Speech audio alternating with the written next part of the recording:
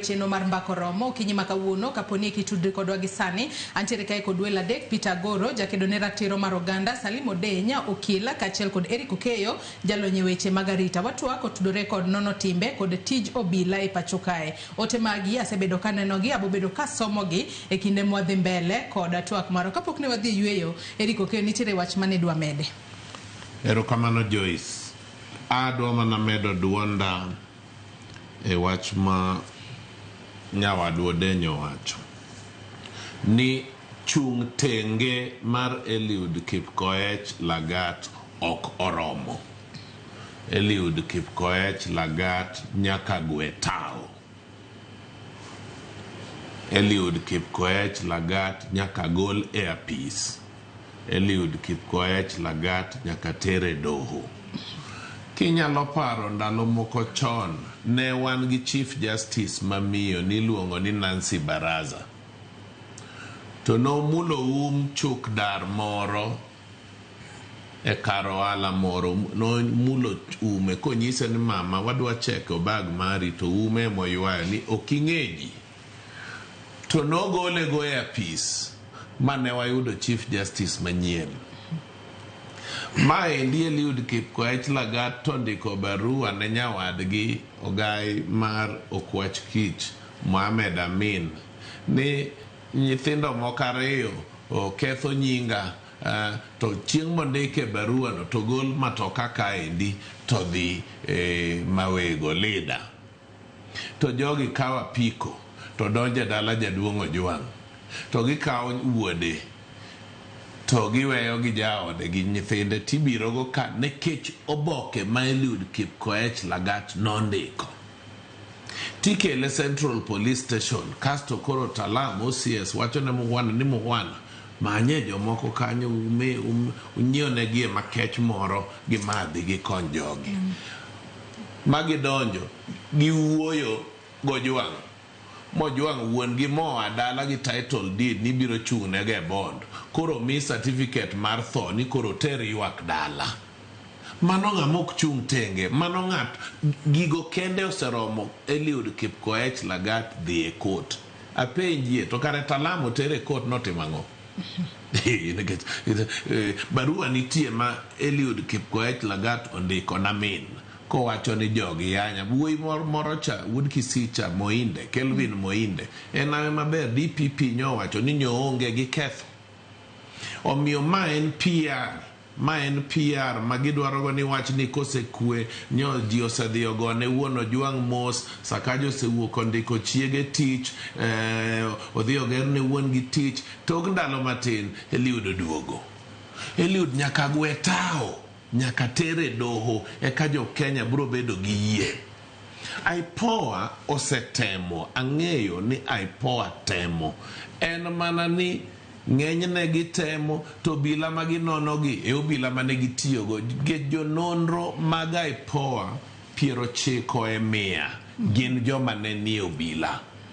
Director mar investigations mar IPOA bende iluongo ni Lagat Emmanuel Lagat iwinjo en ben neno bila maja bomb or ballistics, one of the two, bomb or ballistics. To Eliud Kipkoech Lagat ni bende ne head of bomb disposal e DCI kucho. Koro mae ng'amuti e boye. To bende nitiere kaka inyalo lok jogo matiyo ka IPOA mar mondo mi seche ma koro gitiyo to koro kik gifel ne ya koro ng'ani to koro adwa timo ne nonro idwa tuwe to mang'a ma seche moko nwatiyo godo achiel kachiel ang'eye. Koro mane momino no wawacho ni wadwaro ni IPOA bed gi teeth botegno molo magin go gin gi matin but gine kato bila mag jononro mag IPOA gi gionge kata mach ma kiyudo moting'o bonde to ting'o mare owuon ok mar tich. Poko mi IPOA bonde. Poko mi IPOA ni gin ka gimako ji to gitero kure. Nikech kata ka gimako Talam to gichak gitero mana Talam Lang'ata police station ku. Talam ne OCS nyaka Lang'ata kanyo. Muhwana ndiko statement mar Muhwana ng'ato kona ka asome mos. Muhwana wacho ni Lang'ata Talam onyise ni Lang'ata kucho notime gigi mang'eny owe luoro donjo tich. Koro nyiso ni kare ja Kenya momaki ni achich kake okilo wacho achich mora kose maki ok en mar police en mar court Polis onego bed nok maki kapok gitieko nonro. Giwe yaweya mibedi. To ka gimaki to mano nyiso ni gisetieko nonro, giteri e doho chieng'no. To ahinya kapok okadho seche 20 kod 4. To bende ilero kanyo makare ni nitiere barua mane Lagat ondiko ne DCI ka koro gidwaro ni obi omaka Albert Kelvin Moinda. Kanyo DCI sama biro ne ng'ato be winjo be ni timo nonro kapok DCI biro mako ng'ato kose kanyo titimo nang'o? Chik dwaro niya, kidhi i complain, in iwuon mi complain ni, onego bed ni DCI biro to ndiko statement mari. Barua ok nyal bedo complaint nikech Lagat ondiko mana barua. To nikech en Deputy Inspector General, rank mar Lagat ni as DIG rom gi mar Amin. They are equal counterparts. Koro ka ene mo complain ir nyawadgi cha, to barua no kawe kawa piyo piyo to chako miye jatelo mar serious crime macha biluongo ni Hilary Mutai be kakoro nyis no man ji madhi lida mawego to manyo Kipng'eno to manyo Sigei. Biwinjo nyingego: Kipng'eno, Sigei, Hilary Mutai, Talam, Eliud Kipkoech, Lagat. Kibira IPOA bende gibeda jatend gima investigation bende iluongo ni Lagat. Koro chich nyaka bede ja Kenya nigi ratiro mar bedo gi chich nikech Amin koro wacho ni tok kanyo eka gidhi gindiko statement mar Lagat e ofise nikech en jatelo, en koro kodhi kucho ndiko jondiko gi mioro ire. Koro wadwa ni ochop kama koro IPOA tang'onwa barua mane Lagat ondiko cha. Barua ni to ere? To simbe nyathicha ne gikawo gi ruche gi kaka gik mane Ojwang' ndiko ga ginto gin kure. To barup Lagat ni en kanye. To statement mar Eliud Kipkoech Lagat ni en kanye. Sama ochung' tenge pod en DIG mochung' tenge.